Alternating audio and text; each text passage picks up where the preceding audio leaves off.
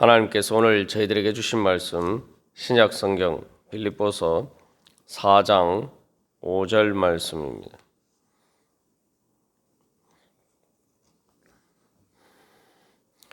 빌립보서 4장 5절 말씀 다 같이 한 목소리로 받들어 읽도록 하겠습니다. 너희 관용을 모든 사람에게 알게 하라. 주께서 가까우시니라. 아멘. 우리가 지금까지 이 관용이라는 것은 바로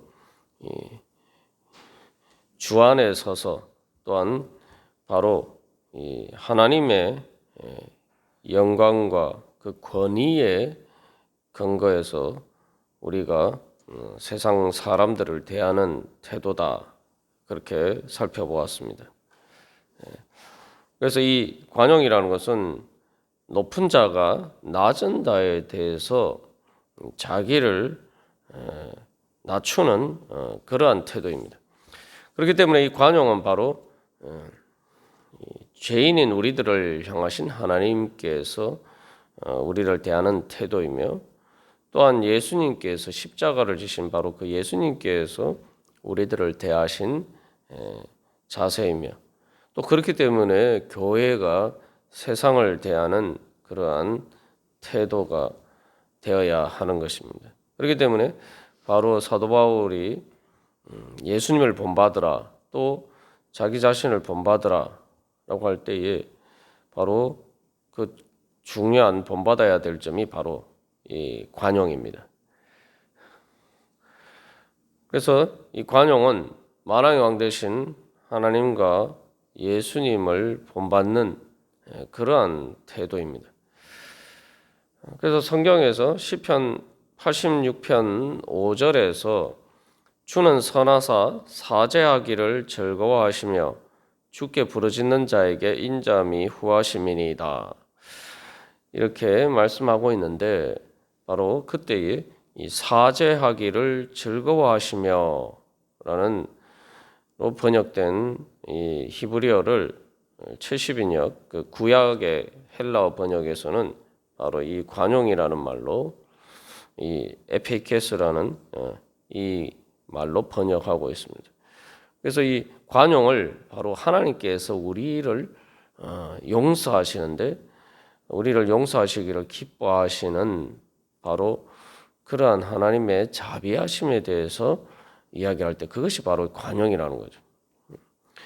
또한 예수님께서도 십자가를 지셨을 때에 베드로전서 2장 23절에서 욕을 당하시되 맞대어 욕하지 아니하시고 고난을 당하시되 위협하지 아니하시고 오직 공의로 심판하시는 이에게 부탁하시며 라고 이 예수님께서 십자가를 지시는 자세에 대해서 이야기를 하고 있는데, 그렇게 악을 악으로 갚지 아니하시는 그 예수님의 모습, 그것이 바로 이 관용입니다.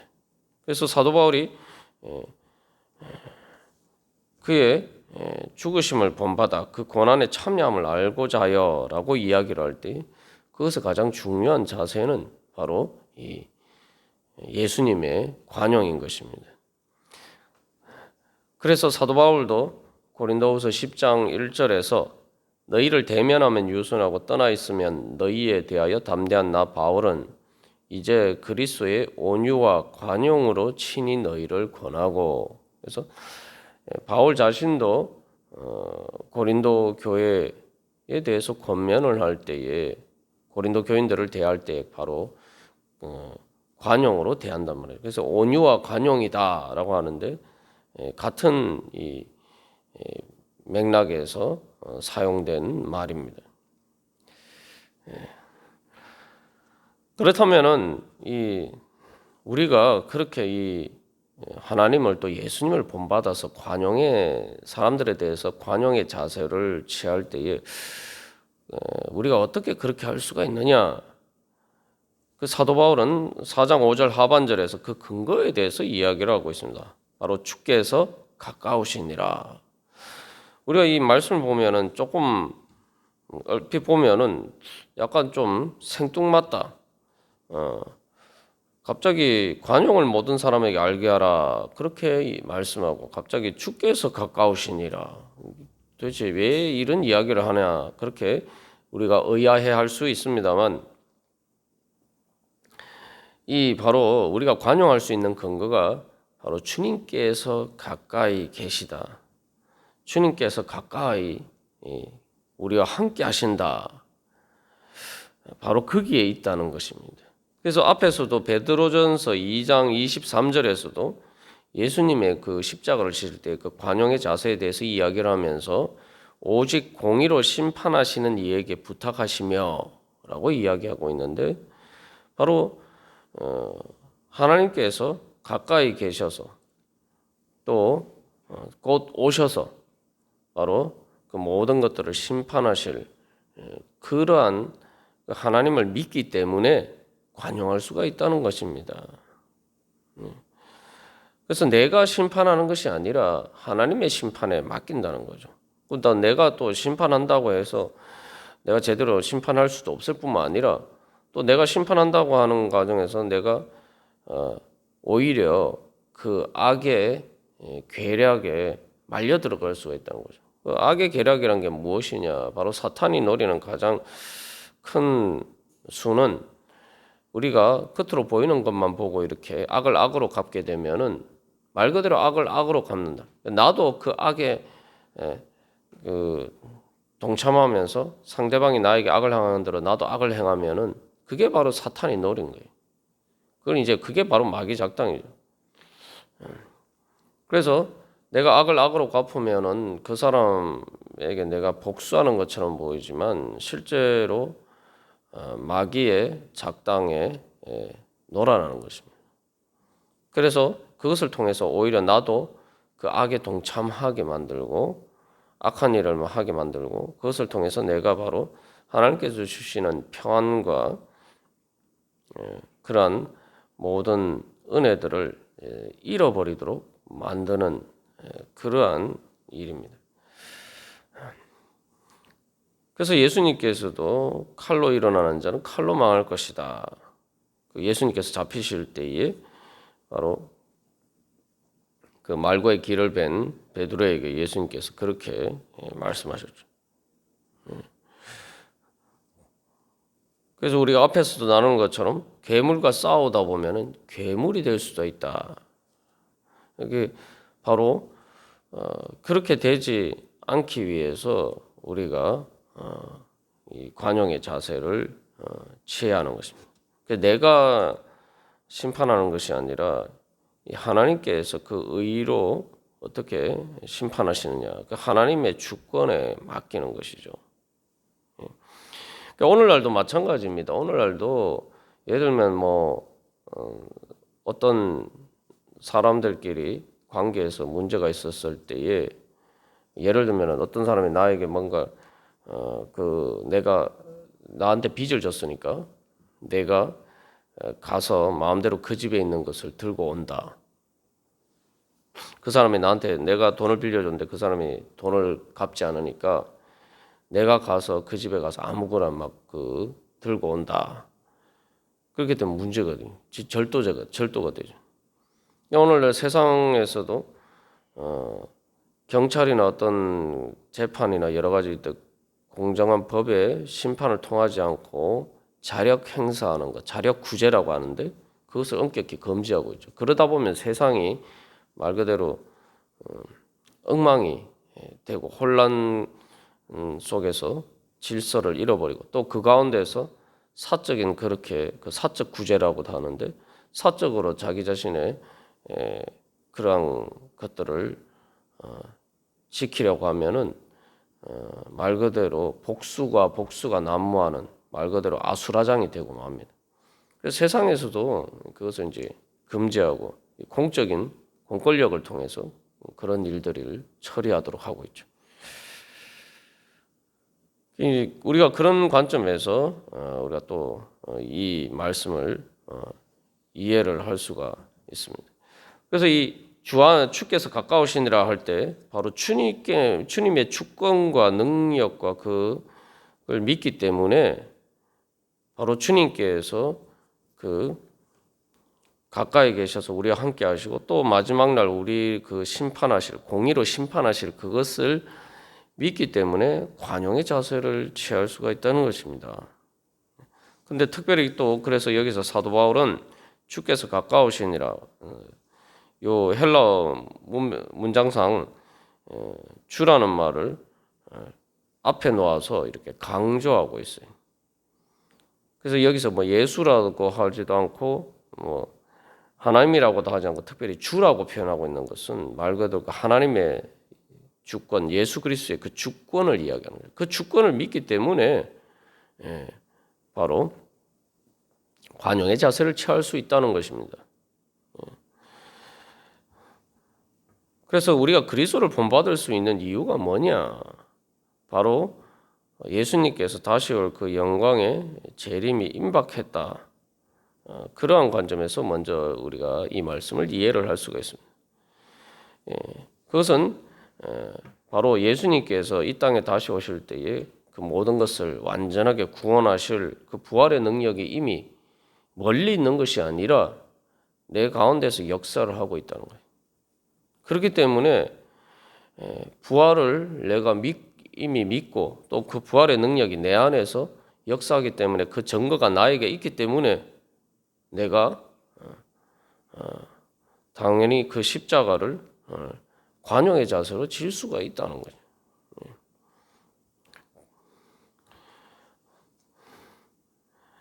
그게 바로 이 관용의 자세를 취할 수 있는 여유가 바로 그 부활의 능력이 내 속에 살아 역사하는 바로 사도 바울이 이야기하는 부활의 그 권능 때문입니다.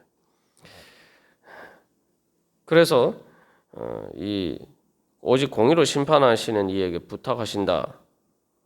그러한 근거에서 관용의 자세를 취할 수 있다. 이렇게 이야기할 때 또 야고보서에서도 야고보서 5장 8절에서도 너희도 길이 참고 마음을 굳건하게 하라.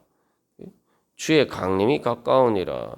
그래서 여기서도 인내에 대해서 이야기를 하면서 주께서 강림하시기까지 길이 참으라.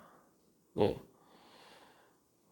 그래서 박해 가운데 있을 때에 특별히 이것은 이제 로마 황제의 주권 그 시저의 바로 그러한 주권 때문에 박해를 당하고 있단 말이죠. 그런데 그것을 가지고 거기에 대해서 초조하거나 그것에 대해서 분노할 이유가 없단 말이죠. 주님께서 그 로마 황제보다 더 크신 주님께서 그 모든 것들을 심판하시고 주님께서 갚아 주실 것이기 때문입니다. 그래서 이 외경에서 구약의 그 중간기 문헌에서 이렇게 또 아주 이 관용이 어떤 것인지 잘 보여주고 있는 말씀이 있는데 지혜서 2장 17절에서 이 박해를 하는 사람, 하나님을 믿는 신실하게 믿는 사람들을 박해하면서 박해하는 사람들이 어떻게 이야기를 하냐 이렇게 이야기합니다. 그가 한 말이 정말인지 두고 보자.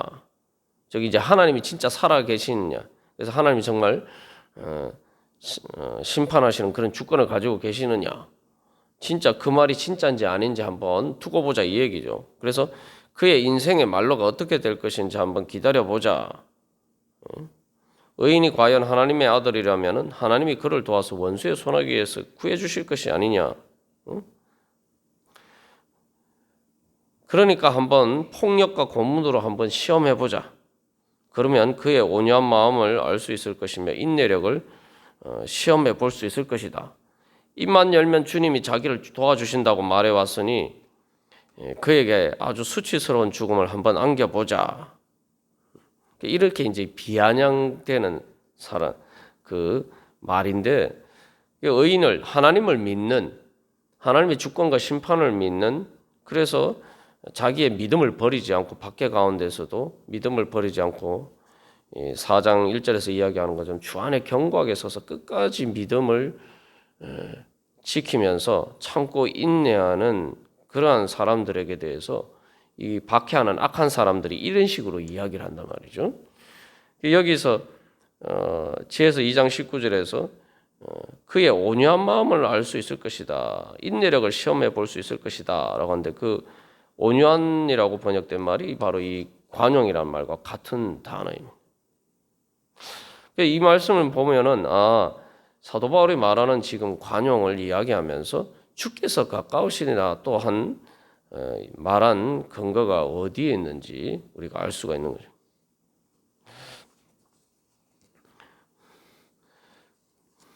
그래서 그 악한 자들에 대해서 이야기를 할 때에 그 악한 자들은 하나님의 뜻을 모르고 거룩한 생활에 대한 보상을 바라지 않으며 깨끗한 영혼이 받는 상급을 믿지 않는다. 즉 하나님께서 갚아주시는 그 보상을 믿지 않는 사람이 악한 사람이라는 거죠. 관용의 자세를 취하는 사람은 바로 주님께서 임재하시는 또 빌립보서 3장에서 이야기하는 것처럼 주께서 오실 때 완전한 구원이 이루어질 그 구원을 통한 그 보상을 하나님께서 갚아주시는 예수님께서 제자들에게 끊임없이 그 복음서에서 약속하신 것처럼 그 주님을 위해서 모든 것을 잃어버리고 또 박해를 받고 핍박을 받을 때에 주님께서 그것을 다 갚아주실 것이다 라는 그러한 주님의 약속을 믿는 사람은 관용의 자세를 취할 수가 있는 거죠. 그래서 박해 가운데서도 인내하면서 믿음의 자세를 취하고 또 그것을 악을 악으로 갚지 않는 바로 그러한 자세가 이 관용입니다. 그래서 이 관용을 자세를 취하라는 이 사도 바울의 권면은 박해 가운데 있는 교회에게 주시는 아주 구체적인 그러한 교훈이죠. 그렇기 때문에 여기서 특별히 또 가까이 계신다라고 이야기하는 것은 주님께서 가까이 계시기 때문에 내가 아량을 베풀고 아무것도 염려하지 않는다는 거죠. 주님께서 가까이 계시기 때문에 내가 차분하게 기다릴 수가 있다는 거예요.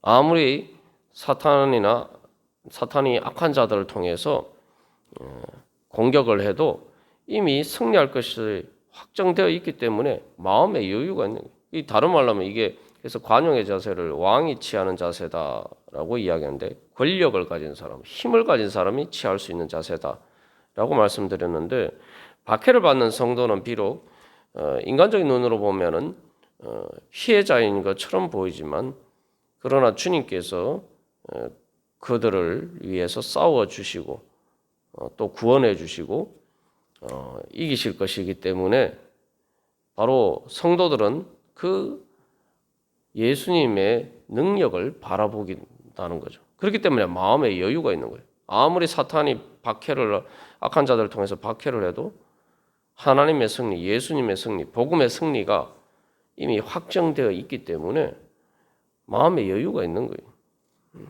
그 다른 말로 하면 승자의 여유라고 볼 수가 있는데 그래서 사도 바울도 부활의 권능에 참여하기 위해서 내가 그 고난에 참여한다라고 이야기하고 있죠. 그래서 진정한 부활을 믿는 사람은 비록 예수님 때문에 죽어도 그것이 두렵지 않은 거죠. 어차피 내가 죽어도 다시 살 것이기 때문에 얼마든지 나를 죽여봐라. 나는 주님의 부활의 능력으로 다시 살아날 것이다. 다시 일어날 것이다. 바로 그렇기 때문에 바로 주님의 능력을 믿는 믿음 가운데 취하는 바로 그 여유만만한 자세. 그래서 이 관용이라는 것은 아주 쉽게 우리가 또 한 가지 생각해 보면 어린아이들이 아주 작은 어린아이들이